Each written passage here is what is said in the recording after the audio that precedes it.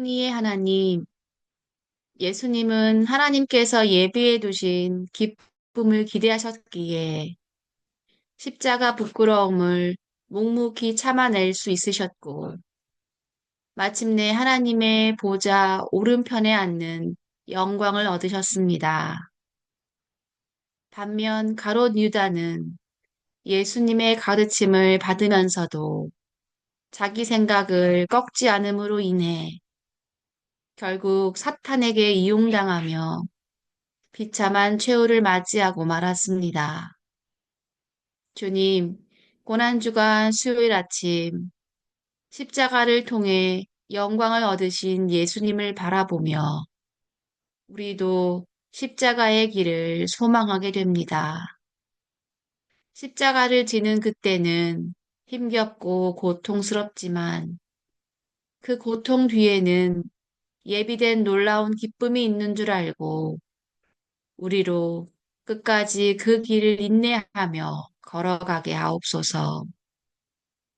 또한 선을 행하다가 낙심하여 지칠 때에라도 죄인들의 미움을 묵묵히 참으셨던 예수님을 생각하며 이겨낼 수 있게 하옵소서. 그리하여 십자가가 지혜인 줄 알지 못하여 멸망으로 향해 가는 세상을 향해 참된 하나님의 지혜를 보여주며 그들을 진리와 생명으로 이끄는 우리들이 되게 하옵소서. 예수님의 이름으로 기도드립니다. 아멘.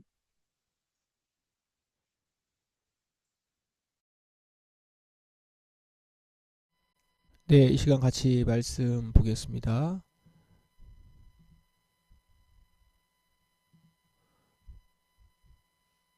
오늘 말씀, 오늘 히브리서 말씀과 요한복음 말씀 성경 봉독하고 그리고 말씀 묵상하도록 하겠습니다. 먼저 히브리서 12장 1절부터 3절 말씀 성경 봉독하겠습니다. 우리에게는 이렇게 많은 믿음의 증인들이 있습니다. 그들의 삶은 우리에게 믿음이 무엇인지 말해주고 있습니다. 그러므로 포기하지 말고 우리 앞에 있는 경주를 열심히 합시다. 우리의 삶 속에서 방해가 되는 것들은 다 없애버리고 우리를 쉽게 오르가매는 죄를 벗어버립시다. 우리의 믿음의 시작이며 또 믿음을 완전하게 하시는 주님을 바라봅시다. 예수님께서는 십자가에서 돌아가실 때 아무것도 아닌 것처럼 모든 부끄러움을 참아내셨습니다. 예수님께서는 하나님께서 예비해 두신 기쁨을 기대하셨기 때문에 그렇게 하실 수 있었던 것입니다. 이제 그분은 하나님의 보좌의 오른편에 앉아 계십니다. 예수님을 생각하십시오. 예수님께서는 죄인들이 그를 미워해서 악한 일을 할 때에도 묵묵히 참으셨습니다. 지칠 때라도 낙심하지 말고 예수님의 본을 따르기 바랍니다. 아멘. 아멘. 네, 개인적으로 잠시 말씀 묵상하겠습니다. 같이 말씀 보겠습니다. 오늘 히브리서 본문입니다. 히브리서 본문은 앞선 11장 본문에서 여러 믿음의 사람들을 소개한 후에 결론에 해당하는 본문이죠. 오늘 12장 1절 보시면 우리에게는 이렇게 많은 믿음의 증인들이 있습니다. 이렇게 시작하죠. 그리고 그 다음에 나오는 말씀이 그들의 삶은 우리에게 믿음이 무엇인지 말해주고 있습니다. 라는 겁니다. 이제 우리에게도 이런 믿음의 삶이 요청된다라는 건데요. 히브리서 기자는 이어서 이렇게 얘기하죠. 그러므로 포기하지 말고 우리 앞에 있는 경주를 열심히 하자. 이렇게 독려합니다. 우리의 삶 속에서 방해가 되는 것들은 다 없애버리고 우리를 쉽게 올가매는 죄를 벗어버리자라는 것입니다. 이런 삶을 위해서 어떻게 해야 하는가? 2절 우리 믿음의 시작이며 또 믿음을 완전하게 하시는 주님만을 바라봅시다. 예수님께서는 십자가에 돌아가실 때 아무것도 아닌 것처럼 모든 부끄러움을 참아내셨다고 합니다. 우리는 지난주부터 예수님이 이 십자가를 위해서 얼마나 참고 견디셨는지를 보아왔습니다.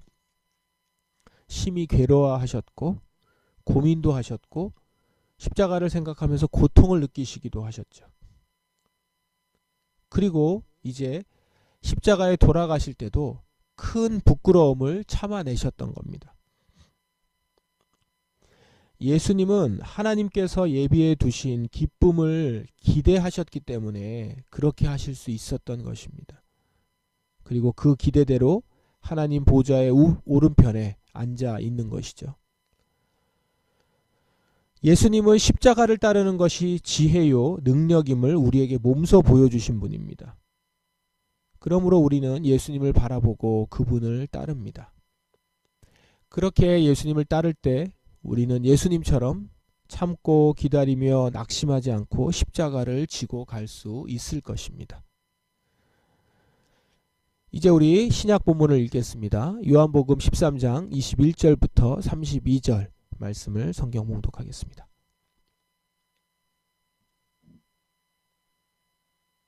예수님께서는 이 말씀을 하신 뒤에 마음이 무척 괴로우셨습니다. 그래서 이렇게 증언하셨습니다. 내가 너희에게 진리를 말한다. 너희 중 하나가 나를 배반할 것이다.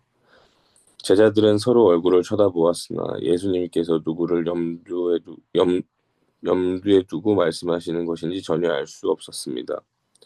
예수님의 제자 중 한 사람이 예수님 가까이 앉아 있었습니다. 이 사람은 예수님께서 사랑하신 제자였습니다.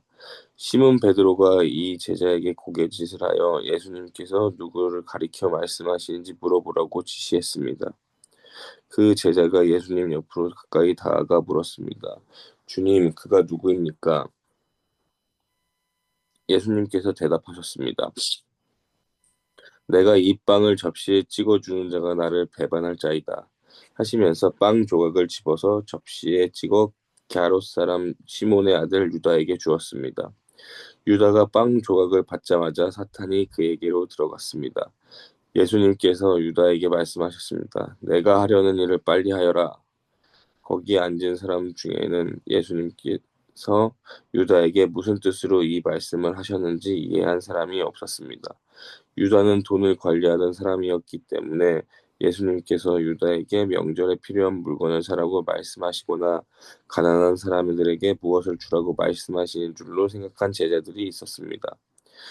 유다는 예수님께서 주시는 빵을 받고 곧 밖으로 나갔습니다. 그때는 밤이었습니다. 유다가 나간 뒤에 예수님께서 말씀하셨습니다. 지금 인자가 영광을 받았고 하나님께서도 인자를 통해 영광을 받으셨다.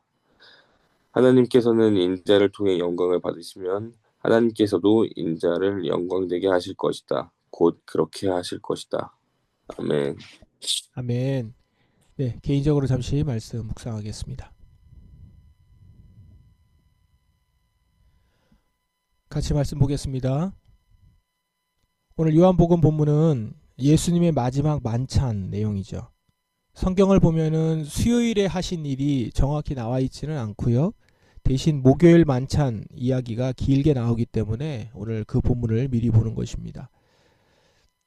예수님은 마음이 무척 괴로우셨습니다. 왜냐하면 제자 중에 배반자가 나올 것을 아셨기 때문입니다. 제자 중에 배반자가 나온다. 이것은 스승으로서 한 공동체를 이끄는 리더로서는 매우 고통스러운 일이죠. 제자들은 누군지 모릅니다. 서로 얼굴을 쳐다보면서 그게 누굴까 궁금해했지만 예수님만 알고 계셨죠.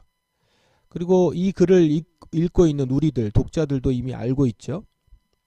월요일에 그 시몬의 집에서 식사 때 마리아가 향유옥합을 깬 것을 두고 크게 비판했던 사람이 이제 유다인데 그 유다가 바로 배반할 사람이다. 성경은 이렇게 우리에게 설명을 해주고 있습니다.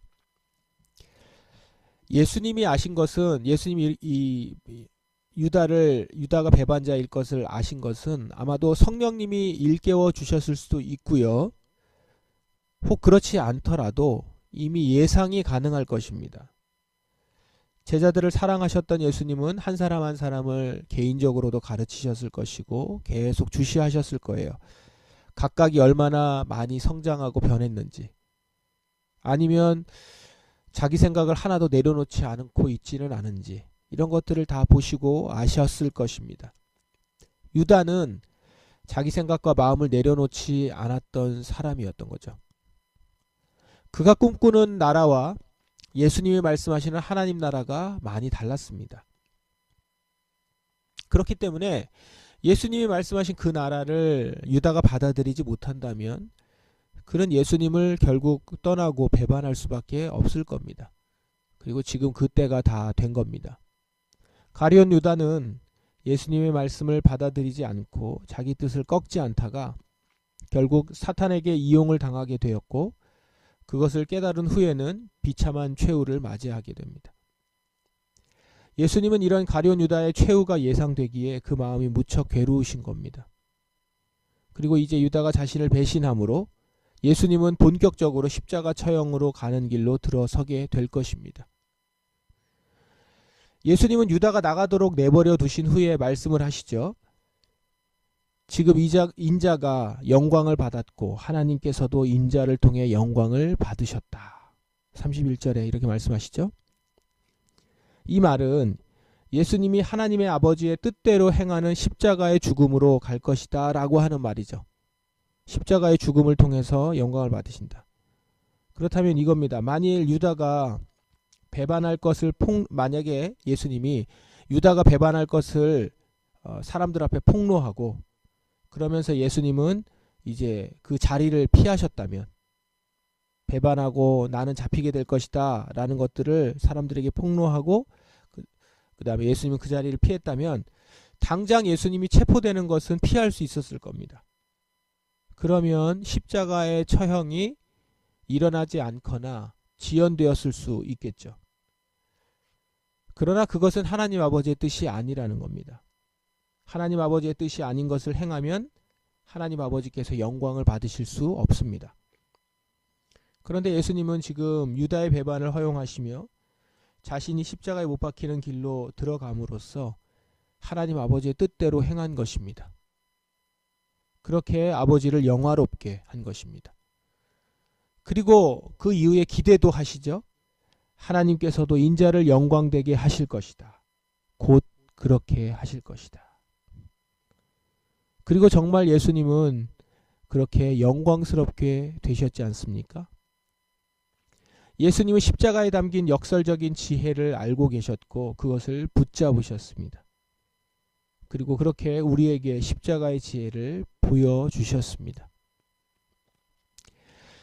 두 본문을 십자가의 지혜라는 관점으로 종합을 해보겠습니다. 예수님께서는 하나님께서 예비해 두신 기쁨을 기대하셨기 때문에 십자가에서 돌아가시는 이 부끄러움을 참아내셨습니다. 결국 예수님은 하나님 보좌 오른편에 앉는 놀라운 영광을 얻게 되심으로 십자가의 지혜를 드러내셨습니다. 반면 가룟 유다는 예수님의 말씀을 들었으나 그 말씀을 받아들이지 않고 자신의 뜻을 꺾지 않음으로써 결국 사탄에게 이용을 당하여 비참한 최후를 맞이하게 됩니다. 예수님과 유다의 결말이 보여주는 것이 무엇입니까? 바로 자기 뜻을 꺾고 하나님의 뜻을 따르는 십자가는 실패가 아니라 참된 승리를 얻는 지혜라는 것입니다. 그러므로 우리는 히브리서 기자의 권면처럼 예수님을 생각해야 합니다. 예수님의 본을 따라야 합니다. 그럴 때 우리도 예수님이 얻으시는 영광, 그 승리를 얻을 수 있을 것입니다. 그러면 우리가 주님의 가르침을 배우고 그분을 따라간다라고 했을 때 정말 중요한 것은 무엇일까요? 진심으로 우리 안에서부터 그분의 뜻을 수용하고 세상적인 우리의 생각을 꺾어야 합니다. 즉 자기를 부인해야 합니다. 그래야 내가 보기에 미련하고 어리석게 보이는 십자가지만 기꺼이 그 십자가를 질 수 있게 됩니다. 그리고 그렇게 십자가를 지면 우리는 그때 그 십자가의 지혜를 비로소 깨닫게 될 것입니다. 그리고 그 십자가를 지나서 얻게 되는 영광과 참된 승리를 얻게 될 것입니다. 그러므로 여러분, 예수님을 생각하십시오. 우리의 믿음의 시작이며 또 믿음을 완전하게 하시는 주님만을 바라봅시다. 지칠 때라도 낙심하지 말고 예수님의 본을 따르기를 바랍니다. 예수님처럼 믿음으로 말하십시다. 하나님께서 나를 통해 영광을 받으시면 하나님께서도 나를 영광되게 하실 것이다. 곧 그렇게 하실 것이다. 이렇게 믿고 말하는 여러분에게 그 일이 이루어질 줄 믿습니다. 우리 기도하겠습니다. 이렇게 기도하십시다. 주님, 저를 통해 영광을 받으소서.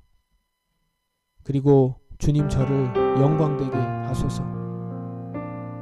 이를 위해 내 앞에 방해가 되는 것들, 내 육신의 생각과 마음을 없애버리고 주님의 뜻대로 오늘 제게 주신 십자가를 지고 가겠습니다. 저를 참된 승리의 길로 이끌어 주소서. 이렇게 기도하겠습니다. 기도하십시다.